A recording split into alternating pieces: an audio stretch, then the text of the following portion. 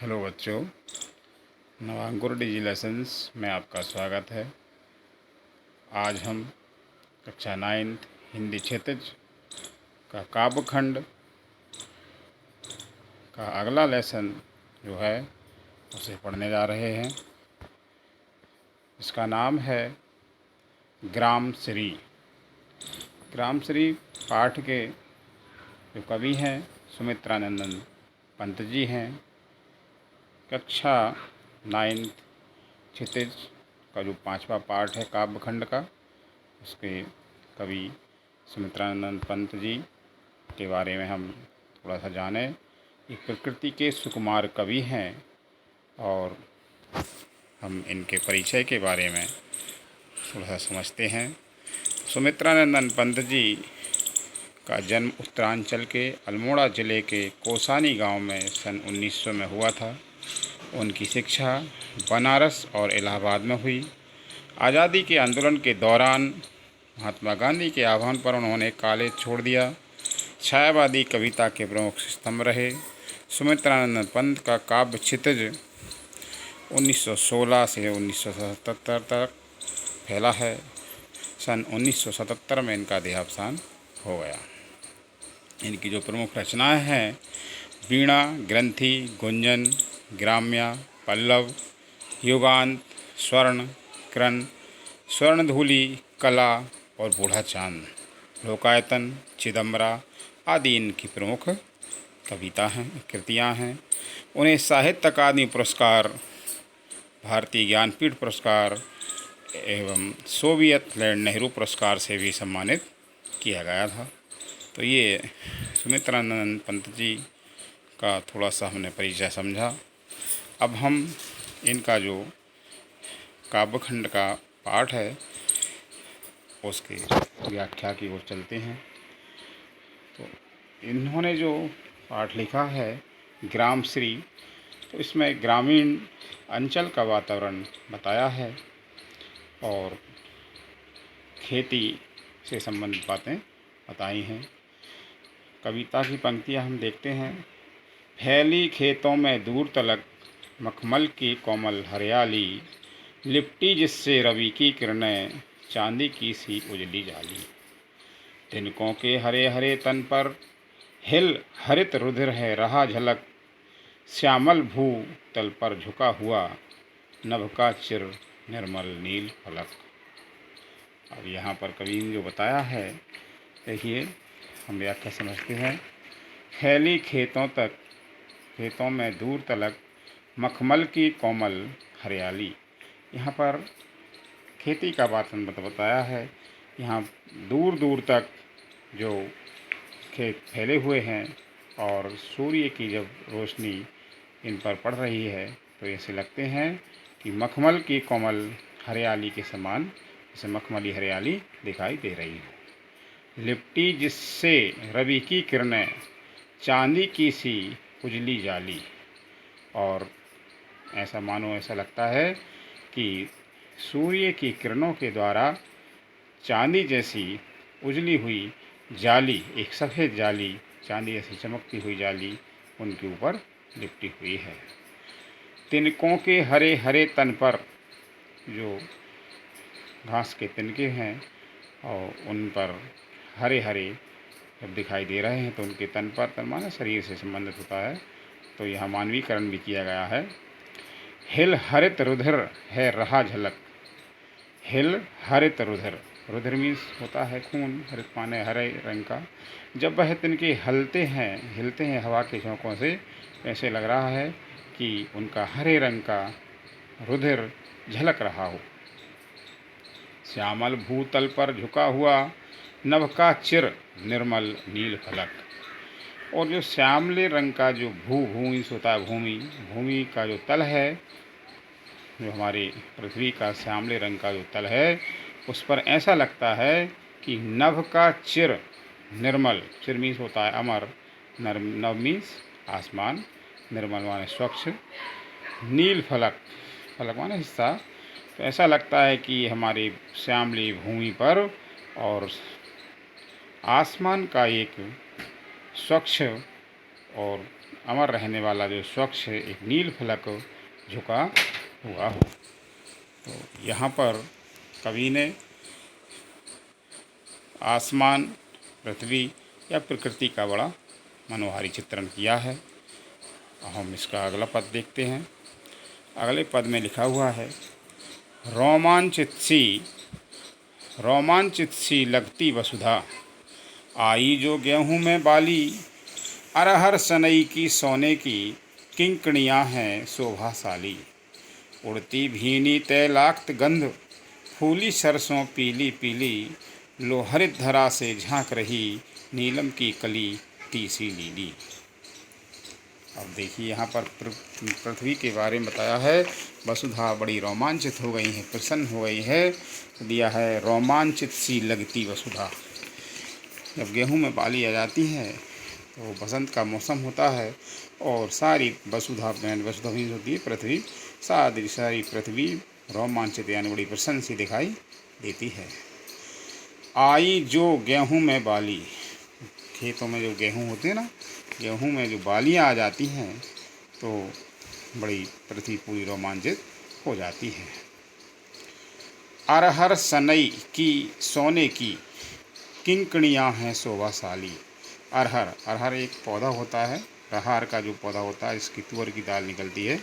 सनई एक सन का पौधा होता है, इससे रस्सी बनाई जाती थी। तो अरहर और सनई की सोने की किंकणियाँ, अरहर और सन का पेड़ ऐसे लग रहा है कि सोने की किंकणियाँ मीन्स होता है करधनी, कमर में पहनने वाली कंकणी, सोने की करधनी पहने हो और शोभाशाली लग रहा है। जब सूरज की जो पीली पीली किरणें जब उन पेड़ों पर पड़ती हैं तो ऐसा लगते हैं कि वह अरहर का पेड़ और सन का पेड़ सोने की करधनी अपनी कमर में पहने हुआ हो और बड़ा शोभाशाली लग रहा है। अगली पंक्ति देखिए, उड़ती भीनी तैलाक्त गंध, फूली सरसों पीली पीली। सरसों राई को कहते हैं और जब वह फूलती है तो सरसों का तेल बनाया जाता है ना, तो वह जब फूल जाती है, पीले पीले रंग के फूल होते हैं खेतों में जो होती है, तो जब उसकी गंध उड़ती है कैसी, तैलाक्त माने तेल भरी जो खुशबू होती है, वह सरसों के फूलों की जो खुशबू है वह तेल भरी सब जगह उड़ती यानी सभी जगह व्याप्त दिखाई दे रही है। लो हरित धरा से झांक रही, नीलम की कली तीसी नीली। अब यहाँ देखिए बताया है कवि ने, लो हरित धरा से झांक रही, अब सभी जगह हरियाली छा गई है। तो ये धरती, धरा मीन्स धरती, पृथ्वी, पूरी पृथ्वी हरियालीमय हो गई है।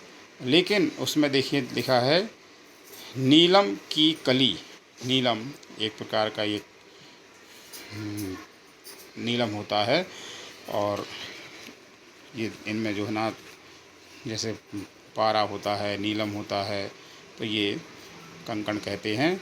तीसी अलसी को कहते हैं। अलसी का जो नीला फूल होता है, तो जब वह अलसी का जो नीला फूल निकल रहा है तो उसको कवि ने नीलम जैसा झिलमिलाता हुआ बताया है।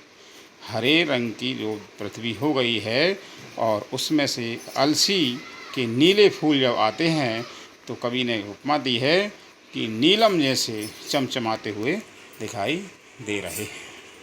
तो यहाँ पर हरियाली खेती का वर्णन किया गया है और यहाँ सरसों के फूल, अलसी के फूलों का भी वर्णन बताया गया है। अगला पद देखिए। अगले पद में लिखा कवि ने, रंग रंग के फूलों में रिलमिल, रंग रंग के फूलों में रिलमिल, हंस रही सखियाँ मटर खड़ी, मखमली पेटियों से लटकी, छीमियाँ छिपाए बीज लड़ी, फिरती है रंग रंग की तितली, रंग रंग के फूलों पर सुंदर, फूले फिरते हों फूल स्वयं, उड़ उड़ वृंतों से वृंतों पर। इस पद में कवि ने रंग बिरंगी फूलों की और वृंदों की ना फलियों की वर्णन किया है। रंग रंग के फूलों में जब फसलें आती हैं तो उनमें रंग बिरंगे फूल खिल गए हैं। फूलों में रिल मिल हंस रही सखियाँ, जैसे कोई सखियाँ एक दूसरे से मिलती हैं, रिल मिलती, रिल मिलना हिलना मिलना, तो हिलती मिलती हैं।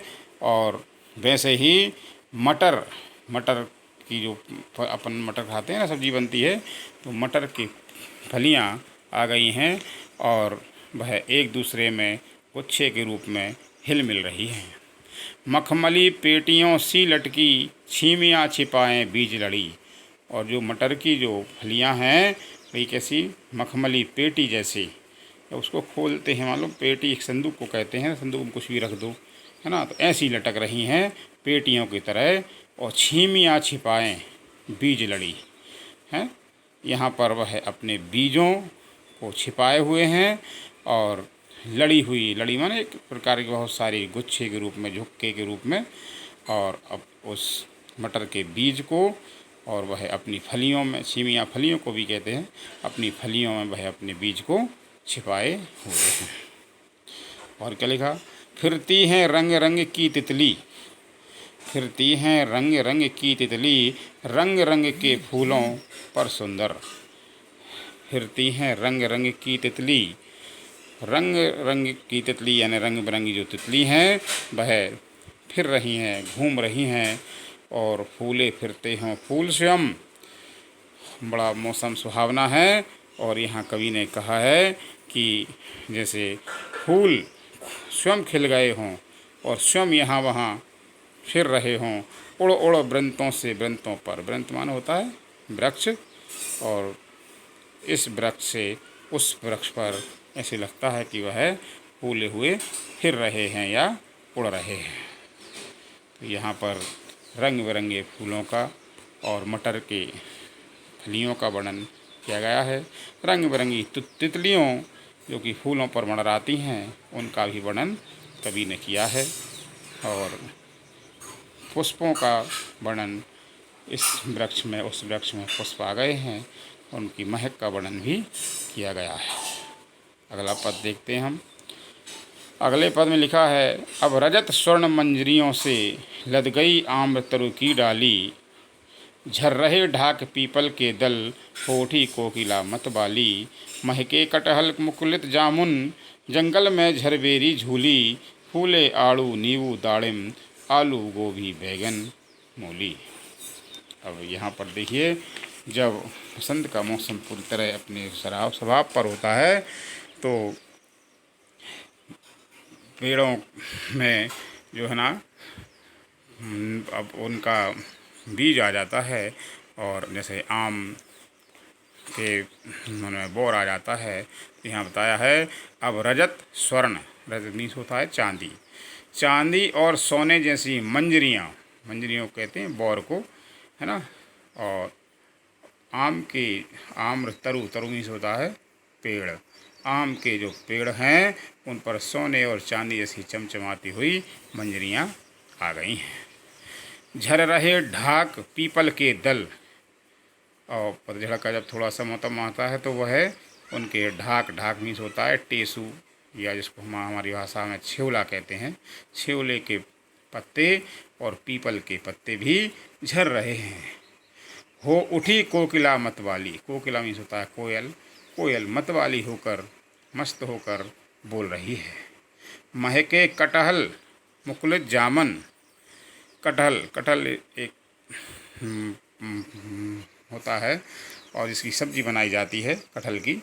तो कटहल का जो फल जब लग रहा है तो उसकी खुशबू महकने लगी है। मुकुलित जामन, मुकुलित मीन्स होता है ना अधपका सा, और जामुन, जामुन जो है ना अधपके से हो गए हैं। जंगल में झरबेरी झूली, और जंगल में झरबेरी, झरबेरी बेर, बेर को कहते हैं, बेरी को कहते हैं, बेरी जो है ना जंगल में पूरी तरह झूल रही हैं। झूलना मतलब उसमें बेर लग गए हैं तो वह ऐसे लगते हैं हवा में जब हिलते हैं तो झूल रहे हों। फूले आड़ू नींबू दाड़िम, आलू गोभी बैगन मूली। अब यहाँ पर देखिए सबके फूलों के बारे में बताया, किस किस के। आड़ू, नींबू, दाड़िम। दाड़िम मीन्स होता है अनार, है ना। अनार का वृक्ष भी फूल गया है, नींबू का फूल गया, आड़ू का फूल गया, और आलू का फूल, आलू, गोभी, बैगन, मूली, और इन सब्जियों के फूल में भी फूल आ गए हैं। और यहाँ पर बसंत का मौसम का वर्णन किया गया है। अगला पद देखें, लिखा है पीले मीठे अमरूदों में अब लाल लाल चित्तियाँ पड़ी, पक गए सुनहले मधुर बेर, आमली से तरू की डाल जड़ी, लह लह पालक महमह धनिया, लह लह पालक महमह धनिया, लौकी और सेम फली फैली, मखमली टमाटर हुए लाल, मिर्चों की बड़ी हरी थैली।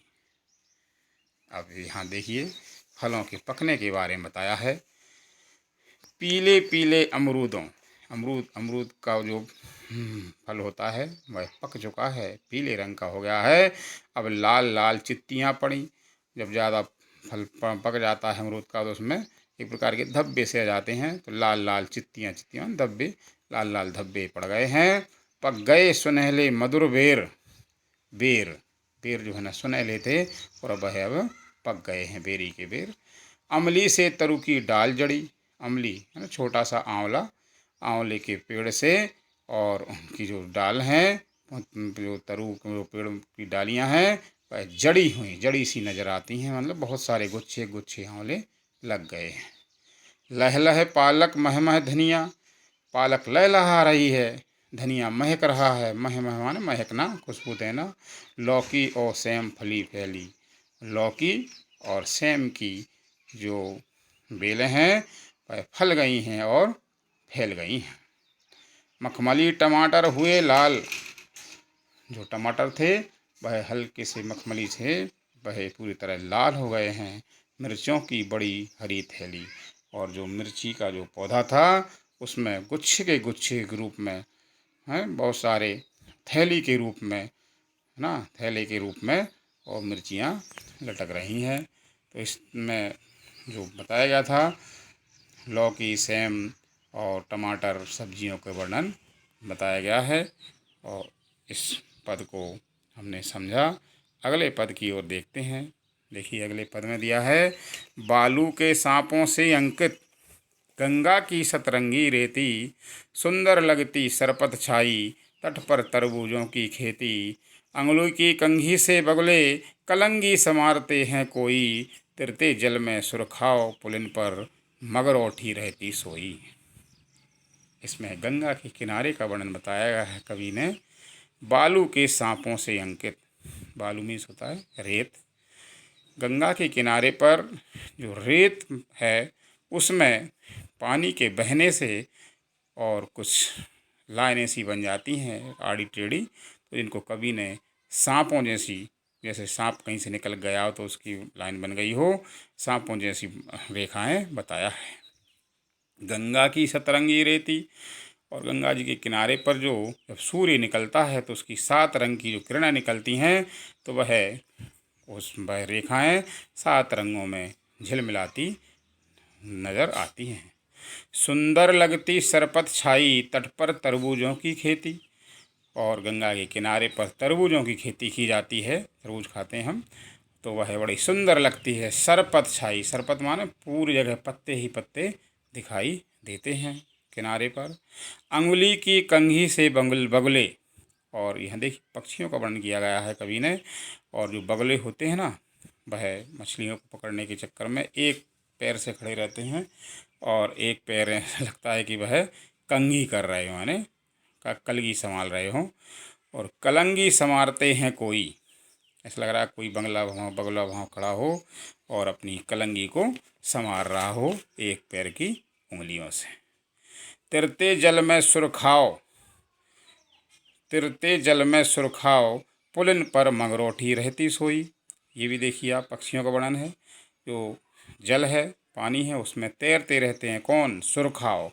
सुरखाओ चकवा पक्षी को कहा जाता है, चकवा पक्षी उस जल में तैर रहा है, और पुलिन पर मगरौठी रहती, मगरौठी एक पक्षी होता है ना, और जो कि किनारे पर, पुलिन माने होता है किनारा, नदी के किनारे पर बैठा रहता है, ऐसा लग रहा है सो रहा हो। तो ये गंगा के किनारे का वर्णन था इस पद में। और यहाँ पर पक्षियों के बारे में बड़ा सजीव चित्रण किया गया है। अगला पद देखिए, हंसमुख हरियाली हिम आतप। हंसमुख हरियाली हिम आतप, सुख से अलसाए से सोए, भीगी अंधियाली में निसी की, तारक स्वप्नों में से खोए। मरकत डिब्बे सा खुला ग्राम, जिस पर नीलम नव आच्छादन, निरुपम हिमांत में स्निग्ध शांत, निर्शोभा से हरता जनमन। यहाँ पर गांव का वर्णन किया गया है कवि द्वारा, और रात्रि के में वर्णन जो गांव का है वह बताया है। हंसमुख हरियाली हिम आतप। हिम आतप मीन्स होता है ना, हेमंत का, हिम का अंत होना, यानी जाड़ों का अंत हो गया है, निकल गए हैं। और ऐसा लग रहा है पूरी जगह हंसती हुई हरियाली छा रही है और जाड़ों का अंत हो गया, ठंड का अंत हो गया।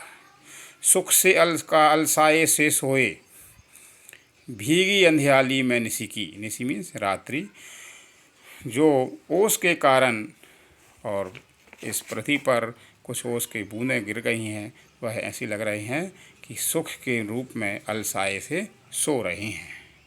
तारक स्वप्नों में खोए। तारक यहाँ तारों को बताया है, और तारे जो हैं ऐसे लग रहा है स्वप्न में देख रहे हों, स्वप्नों में खोए हों। मरकत डिब्बे सा खुला ग्राम। अब ग्राम, ग्राम है ना गाँव, गाँव के लिए क्या बताया, मरकत। मरकत माने होता है पन्ना, ठीक है। तो यहाँ पर कवि ने क्या बताया कि वह गांव ऐसा लग रहा है कि पन्ने का, हीरा पन्ना होता है ना, पन्ना का डिब्बा खुल गया हो, है ना। हरियाली, पूरा हरे रंग का होता है पन्ना, सभी जगह हरियाली छा गई है। जिस पर नीलम नभ आच्छादन, और उसके ऊपर जो नीले रंग का नभ है, आसमान है, सभी जगह आच्छादन, आच्छादन माने छाया हुआ है ना। नीचे मरकत का यानी कि पन्ना का जो डिब्बा हरियाली के रूप में खुल गया है, और आसमान में ऊपर सभी जगह नीले रंग का आसमान छाया हुआ है।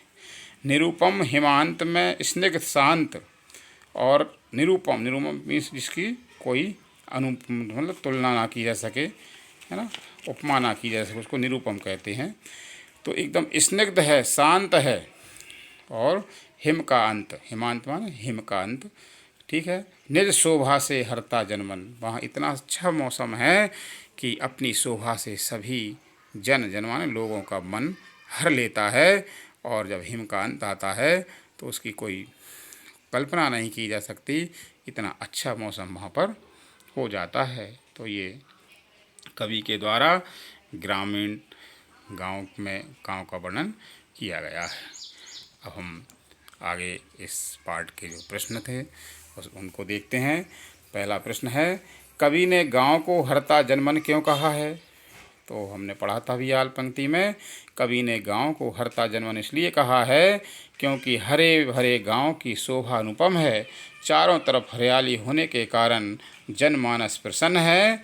गांव का ऐसा प्राकृतिक सौंदर्य सभी के मन को छूता है। दूसरा प्रश्न देखें, कविता में किस मौसम के सौंदर्य का वर्णन है?